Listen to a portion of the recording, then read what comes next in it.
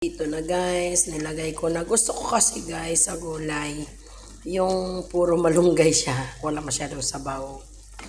Oo, kaya ito na. O, diba? Favorito ko kasi pagka yung puro malunggay. Kasi hindi ako masyadong higop ng sabaw.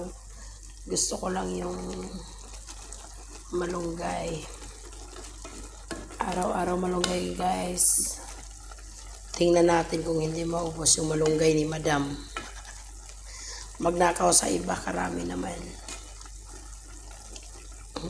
Ako lang uubos nun. Ako lang kumakain ng malunggay dito eh.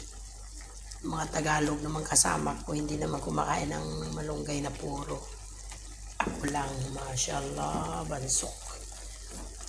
Sa Bisaya nito guys, tawag pinabansok. Pinabansok na malunggay. Baw. Yan ang ulo ng isda, kalas.